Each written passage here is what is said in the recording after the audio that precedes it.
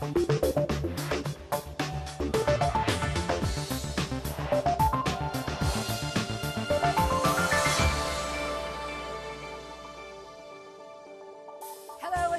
to the programme. I'm Nima Abouwardi and we're in wealthy Abu Dhabi. This week we're finding out how Egypt plans to tap into this Emirates money. Back home, there are 85 million mouths to feed, and this is how some people are making ends meet. Waste not, want not. We meet the people trying to reap the rewards from Cairo's mounting rubbish. So why invest in Egypt? Everybody understands that, first of all, the reforms that have taken place is irreversible. The stability of Egypt is secure to a great extent. Also coming up, designer dish dasher, how one Saudi fashion trendsetter is updating the Gulf's traditional outfit. And powering change, Syria's on the hunt for more energy. Where will it come from?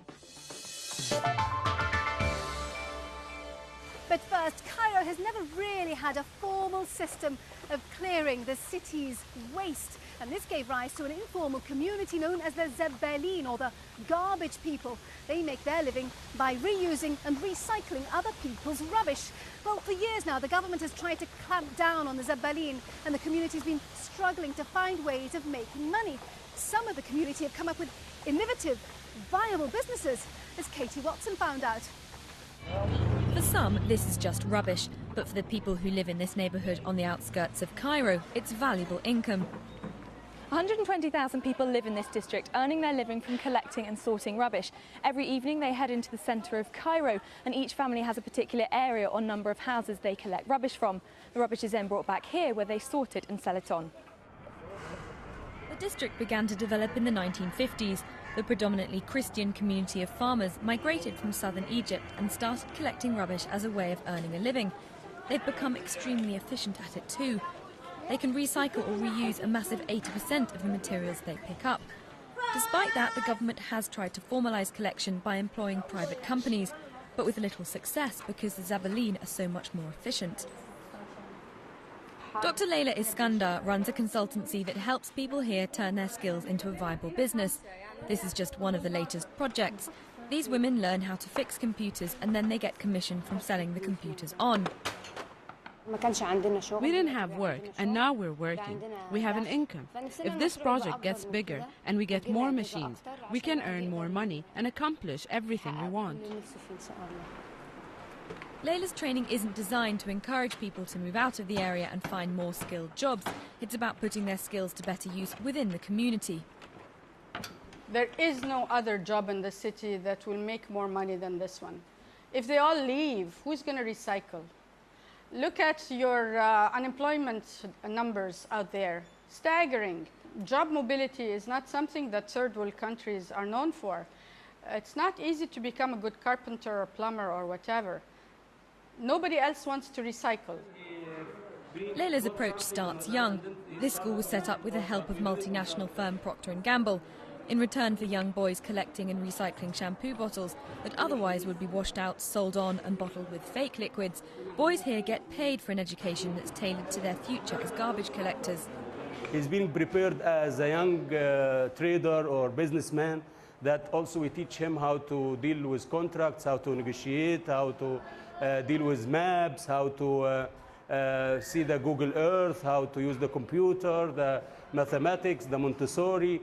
We are preparing him also about the environmental aspects, like some of them become awareness spreaders now that they go to Cairo to aware Cairo residents how to segregate the garbage into organic and non-organic. They do use PowerPoint presentations. I mean, this is integrated, very integrated school to teach the boys a lot of things which the students in the formal school are lacking or they don't have. But challenges still remain. The community kept pigs to eat the organic waste they collected, but the government culled them last year because of the swine flu epidemic. It took away a big part of their income as a result. But rubbish collector Hannah is trying to turn a bad situation into a good one. On the roof of his house, he started to make solar panels with reused materials. Water, so it goes easily to the tank inside here. He's now started a biogas project that provides his family with power and uses up organic waste that used to go to the pigs. the people doesn't collect the garbage like before because they can't use it for anything like before.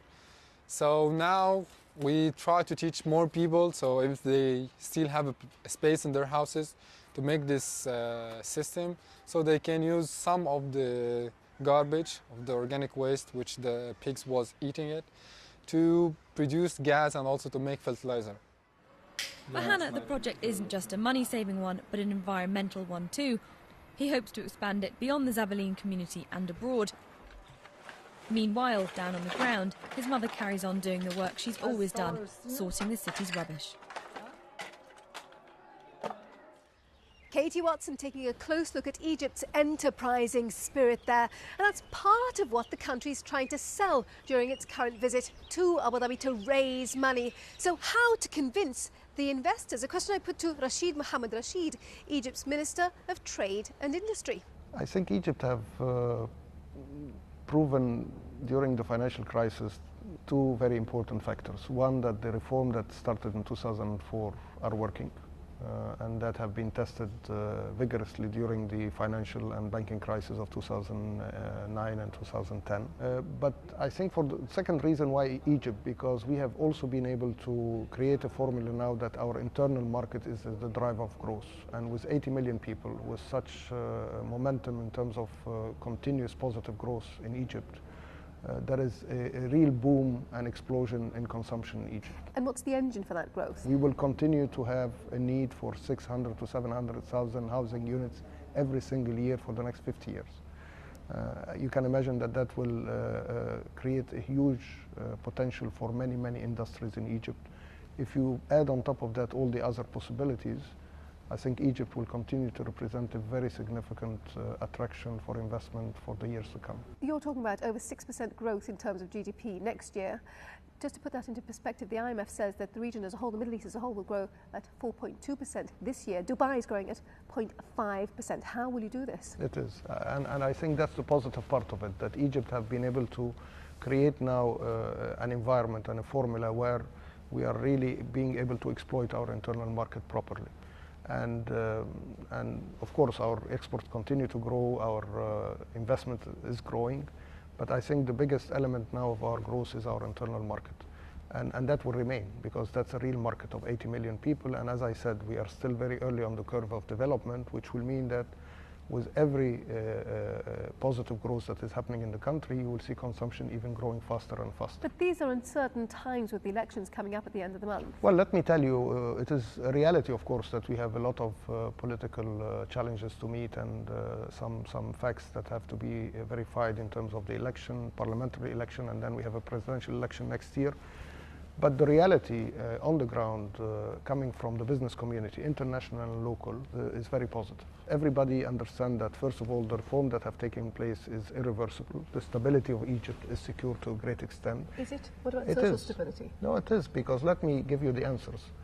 2 weeks ago, Electrolux have put $600 million in Egypt to buy one of our leading household equipments factories. This is a long-term investment.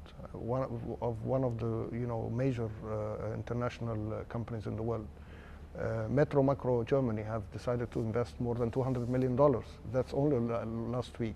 So we are seeing, even during that period of perception of stability and social, political, that the reading and the analysis of most of the international firms today is very positive about Egypt. Rashid Mohammed Rashid, Egypt's Minister of Trade and Industry, speaking to me earlier. Right, let's see what other business stories are making headlines across the region this week. Emirates Airline has reported that its profits have more than quadrupled in the last 6 months. Revenues rose by over a third. The company hopes to dominate Europe-Asia routes, ordering 32 Airbus Super Jumbos and 30 Boeing 777s this year. The head of Abu Dhabi's largest developer has resigned. According to Adar, which is about 40% owned by the government, John Buller stepped down to retire after being at the helm for 2 years.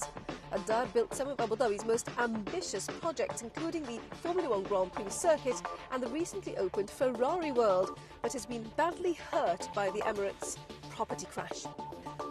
orders of tower cranes in Dubai have fallen by 40% in the last year. That's according to one of the largest suppliers in the Gulf, who says that orders are unlikely to recover until next year at the earliest. At the peak of the real estate boom, it was said that Dubai had the most cranes in the world. Well, we're going to be taking a short break now. When we come back, we'll be finding out how some Gulf Arabs are dressing for success.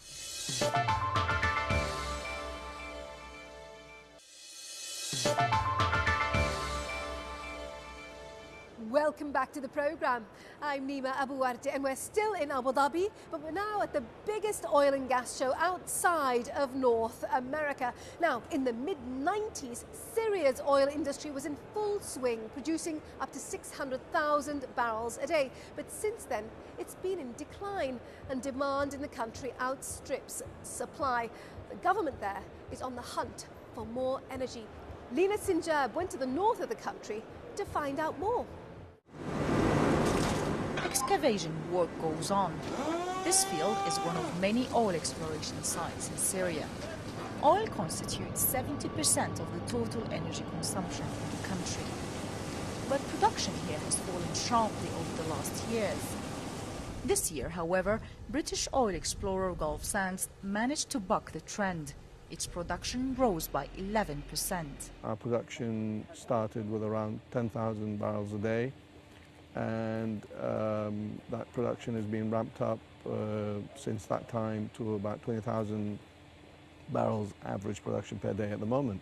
There are lots of technological advances that have come into this world, and as long as Syria can attract the capital investment and the technology and the know-how, it will be able to sustain production.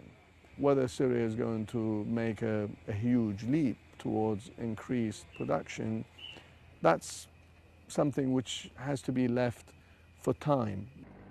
The luck was on the side of Gulf Sands and the Syrian government this year.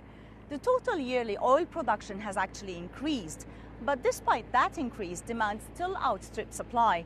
The government still needs to import petroleum products, especially for energy use.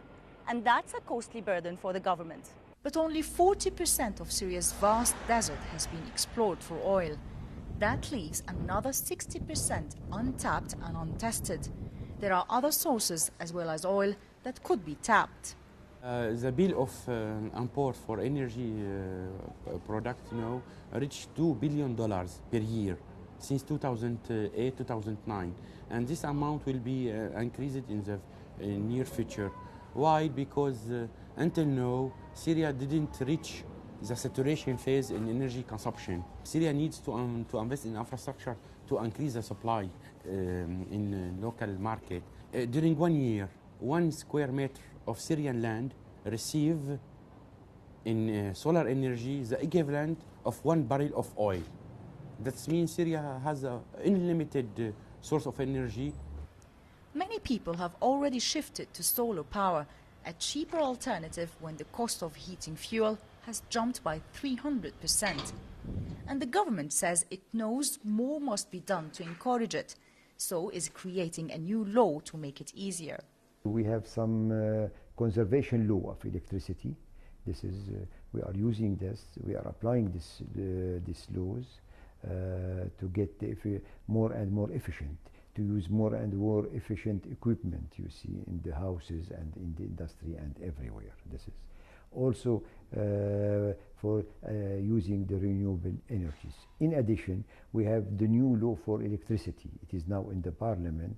This law allows the people to invest in their houses. And one person found an ideal solution.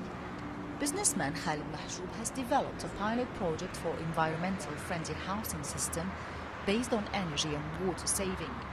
That we can provide at the conventional building cost a zero carbon footprint and zero groundwater footprint with zero governmental subsidies, and whoever live in that home will pay zero electricity bills regarding lighting, appliances, PCs, zero heating bills, zero cooling bills, and zero wastewater treatment bills. Energy security is a key issue for governments right across the globe. But here in Syria, the demands of a growing population and an emerging economy mean that demand on energy is even more crucial than ever. Lina Sinjab reporting there. Now, it's not just Syria that has problems with energy supply. It's a region-wide concern. Take the United Arab Emirates. It's got the 5th largest proven oil reserves in the world, but still parts of this country suffer from blackouts and a lack of electricity. So what's being done to make sure that power is getting to where it's needed? That's a question I put to Abdelmenem Al-Kindi from one of the biggest oil companies in the world. The UAE has about 8% of the world reserves of oil. The region itself is 60 to 70%. So I don't think it's a problem of shortage of supply for the region. The problem is basically getting the planning right so that you may time the investment. But is there enough power to keep up with this fast pace of growth? The economy, sometimes the growth surpasses the investment and the construction work, and therefore you have these momentary kind of gaps. But they're not driven by a shortage, they're driven by basically growth.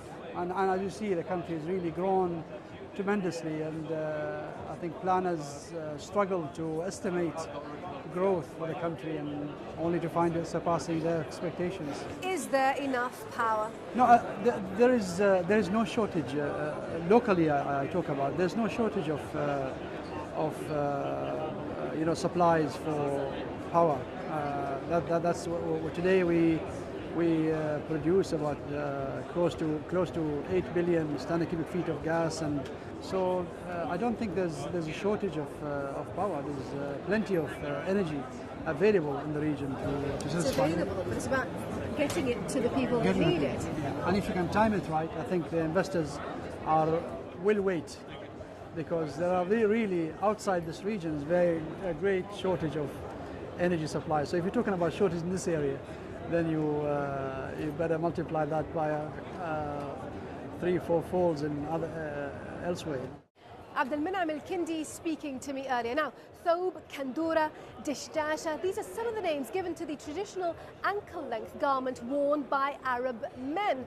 Looking at them, you'd think that they were a fairly simple, uniform article of clothing, but it turns out that they're not. There's a lot more to them than meets the eye, and one enterprising young Saudi designer has been sprucing them up. Philip Hampshire finds out more.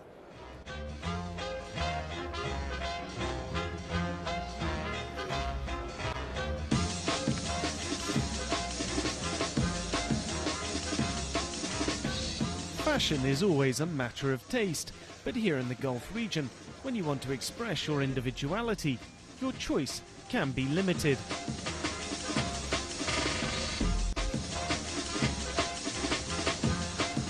The traditional man's outfit, called a kandora or thobe or dishdasha depending on where you're from, most often comes in plain white. That's where Saudi Arabian fashion designer Hatem Al-Akil comes in. His brand UR Toby is challenging conventional notions of what it's acceptable to wear.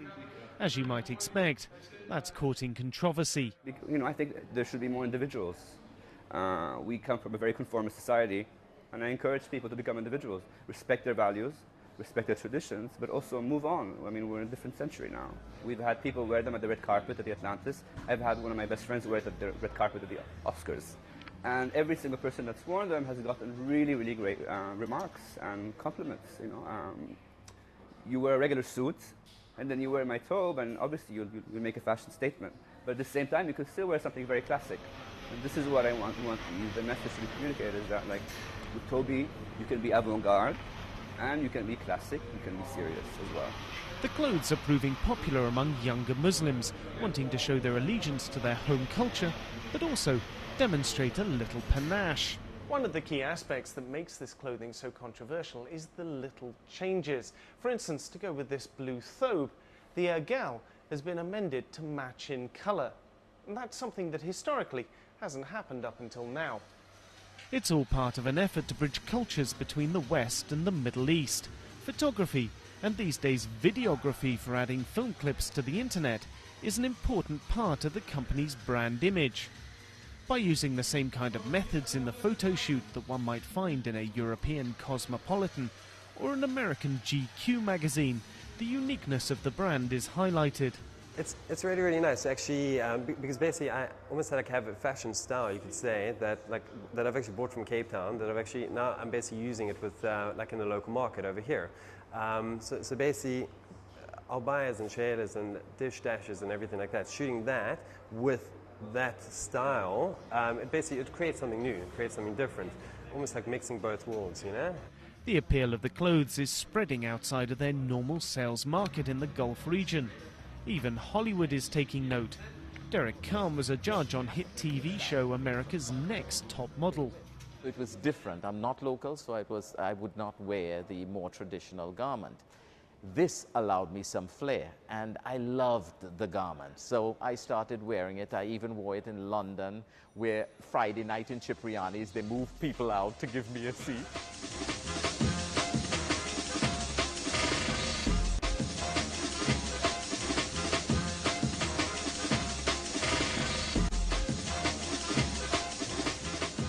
UR Toby is even launching a line of clothes aimed at the mid-market, so prices will stretch from $1,000 right the way down to just $100 per thobe. Now all Arabic men need is to find the right shoes to go with their outfit. Philip Hampshire reporting there. Well, our time is very nearly up. I do hope you've enjoyed our programme. Before we go, let's see how the region's main markets performed this week. And remember, we'd love to hear from you. Our email address is middleeastbiz@bbc.co.uk. Do send us your thoughts about the programme. Next week, we're meeting a group of yacht owners who are cashing in on Abu Dhabi's Formula One Grand Prix race. They're renting out their craft as a prime location for watching it. Until then, from me, Nima Abu Warde, and the rest of the team, thank you for watching. Bye-bye.